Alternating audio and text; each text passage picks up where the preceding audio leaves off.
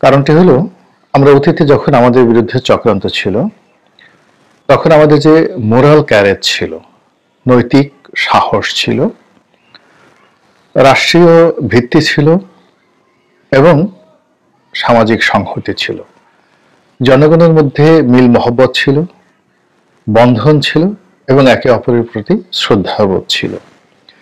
এবং সেসব কারণে ইতিহাসের বিভিন্ন সন্ধিক্ষণে সে হাজার বছর আগে আমরা কখনো দিল্লির বিরুদ্ধে লড়েছি, কখনো সেই গুজরাটের রাজা চালুক্য সম্রাট রাজেন্দ্রের বিরুদ্ধে লড়েছি, আফগানিস্তান থেকে আগত যারা যোদ্ধা তাদের বিরুদ্ধে লড়েছি, আরো অনেকের বিরুদ্ধে লড়েছি এবং সর্বশেষ পৃথিবীর অন্যতম পরাশক্তি পাকিস্তানের সঙ্গে লড়াই করেছি এবং আমরা জিতেছি।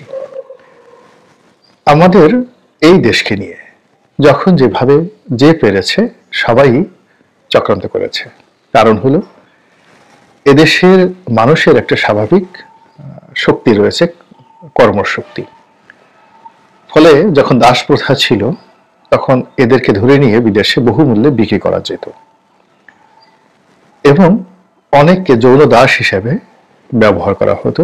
আফ্রিকার দাস দাসী তাদের তুলনায় বাংলাদেশ থেকে যাদেরকে ধরে নেওয়া হতো তাদের শারীরিক গঠন কমনীয় ছিল, ফলে তাদেরকে গৃহদাস এবং যৌনদাস কিংবা যৌনদাসী হিসেবে খুব সহজে উচ্চ মূল্যে বিক্রি করা যেত।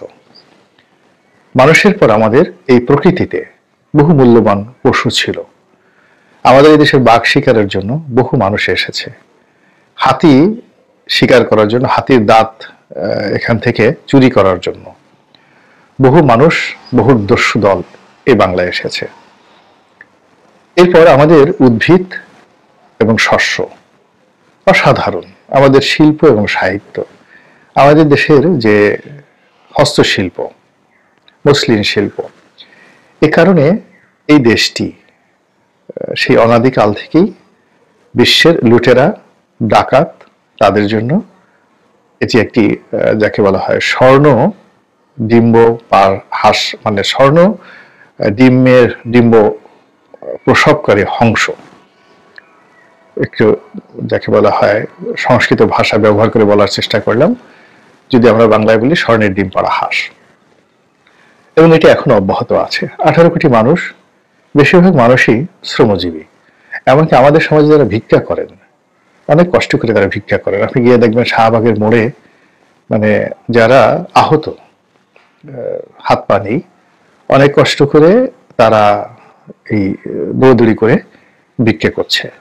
আর যারা সং ধরছে, মানে কেউ বোবা, কেউ অন্ধ, কারো হাত পা ভালো কিন্তু সে পঙ্গু সেজে ভিক্ষা করছে। এবং এই ধরনের নিখুঁত অভিনয় করতে তাদের অনেক কষ্ট হয়, ভীষণ রকম কষ্ট হয়। আমাদের দেশের মানুষদের মধ্যে একটা স্বাভাবিক মেধা আছে এবং সেই মেধা অন অ্যাভারেজে বিশ্বের অনেক দেশের চেয়ে বেশি। ফলে আপনি দেখবেন যে গত 20 বছরে পৃথিবীর প্রযুক্তি এবং বিজ্ঞান এবং অঙ্ক, ফিজিক্স, কেমিস্ট্রি এর যে অধিক্ষেত্রগুলো রয়েছে, ইনক্লুডিং মহাকাশ গবেষণা, এখানে বাঙালি ছেলেমেয়েরা পৃথিবীর অন্য যে কোনো দেশের চেয়ে ভালো করছে। ফলে এই দেশের উপর কর্তৃত্ব স্থাপন করার জন্য সকল পরাশক্তি, আমেরিকা বলেন, রাশিয়া বলেন, ইংল্যান্ড বলেন এবং সাম্প্রতিক সময় ভারত, পাকিস্তান সবাই চেষ্টা করে যাচ্ছে।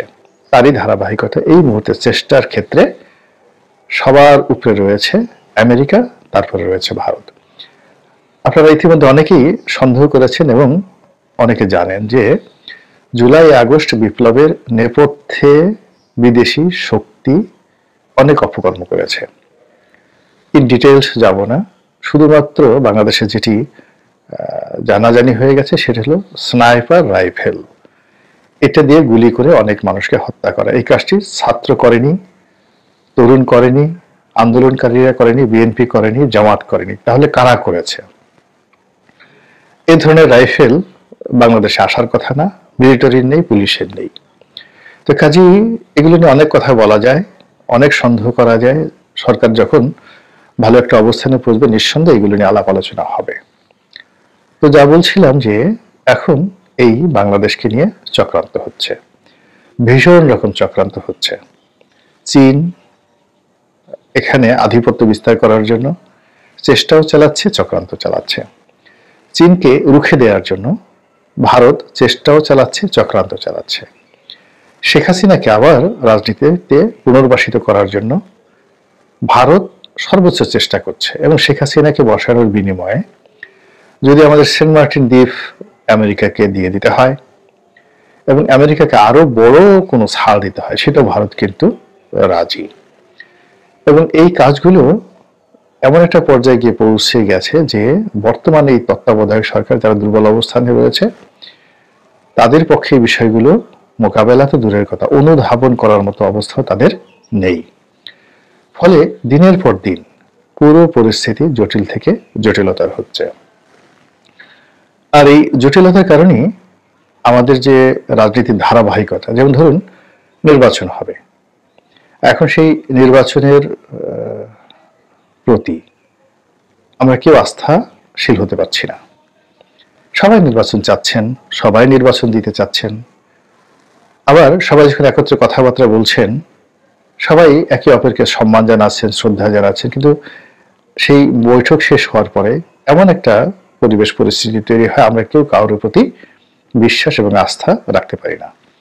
যেমন ধরুন বিএনপির সঙ্গে বৈঠক হলো অন্তর্বর্তীকালীন সরকারের, বৈঠক থেকে বের হয়ে এলেন মির্জা ফখরুল, বললেন যে আমরা ভালো বৈঠক করেছি, আমরা সরকারে একটি যৌক্তিক সময় দিতে চাই। আবার লন্ডন থেকে তারেক রহমান সাহেবও একই কথা বললেন, কিন্তু উইদিন 24 ঘন্টার মধ্যে তাদের কথা পাল্টে গেল। তারেক রহমান সাহেব বললেন যে নির্বাচন এর একটা রোড ম্যাপ ঘোষণা করতে হবে, তারপর দেশি বিদেশি চক্রান্ত চলছে, আমরা এখনো ক্ষমতা আসিনি, আমাদের ক্ষমতায় যাওয়ার মতো কোনো লক্ষণ আমরা এখনো দেখছি না।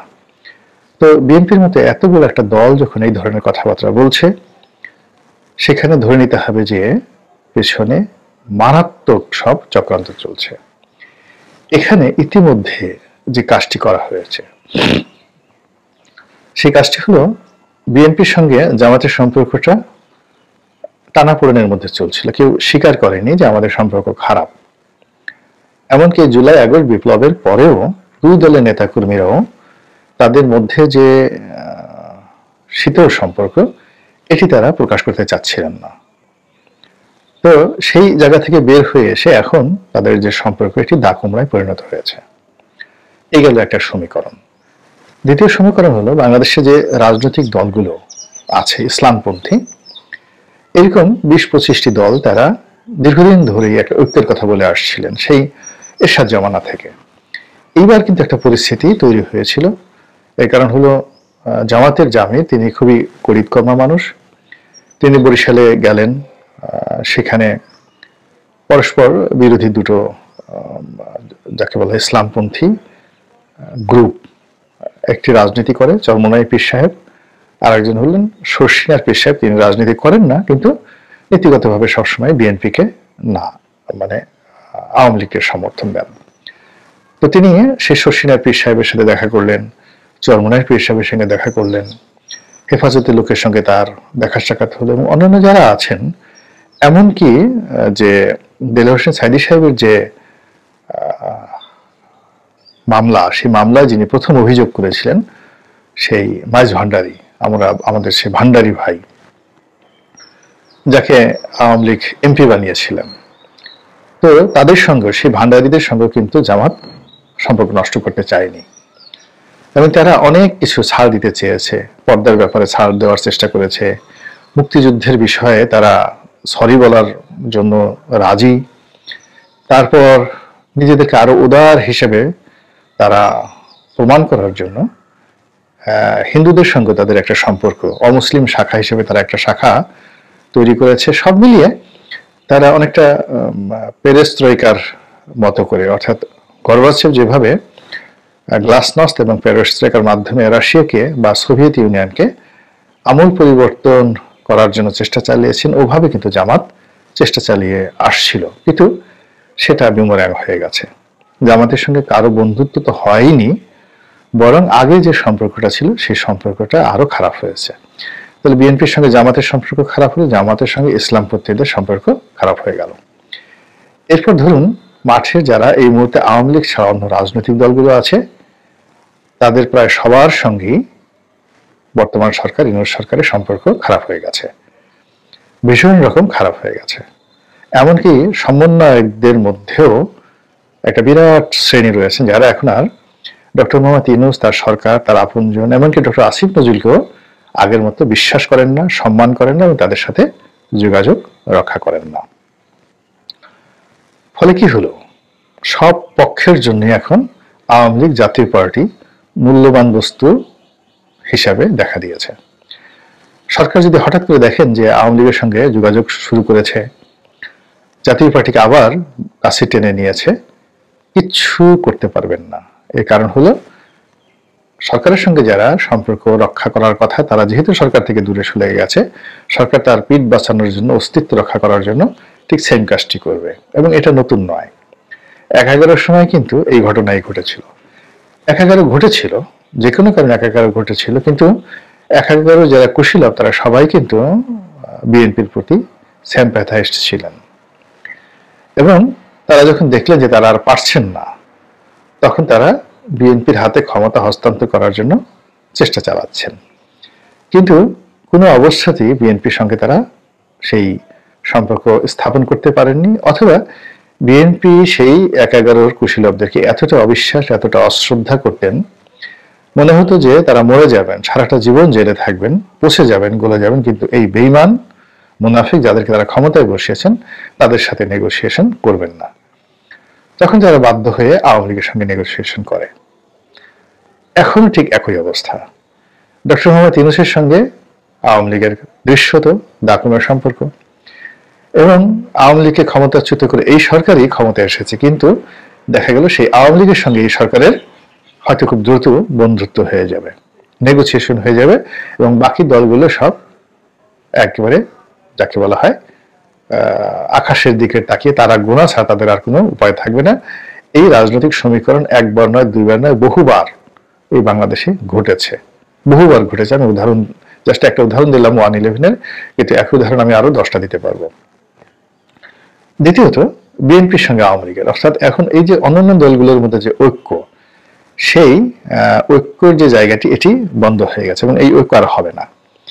এই ঐক্য আর হবে না, এর কারণ হলো জনাব তারেক রহমান সাহেব নিচে নামতে নামতে নামতে নামতে এমন একটা জায়গায় নিচে নেমেছেন যে রাস্তার ছোট ছোট দলগুলো, যাদের সঙ্গে দেখা গেল জামাতের একজন রোকন, যাদের সঙ্গে কথা বলেন না এক টেবিলে বসে, এমন সব লোকদেরকে জনাব তারেক রহমান সাহেব লন্ডনে টেলিফোন করেন, তাদের সাথে নিয়মিত কথাবার্তা বলেন, তাদেরকে রাজনৈতিক সঙ্গী, বন্ধু বানানোর জন্য তিনি চেষ্টা করেন।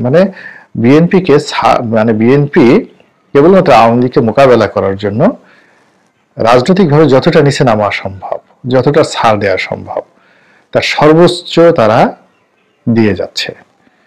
তারা মাহমুদুর রহমান মান্না সাহেবের মতো মানুষ, ভিপি নুরের মতো মানুষ থেকে শুরু করে আরো অনেকের সঙ্গে, আসম আব্দুল রফের মতো মানুষ, অনেকের সঙ্গে বন্ধুত্ব করার চেষ্টা চালাচ্ছেন এবং তাদেরকে যথেষ্ট ছাড় দিয়েছেন, কিন্তু এটা এখনো পর্যন্ত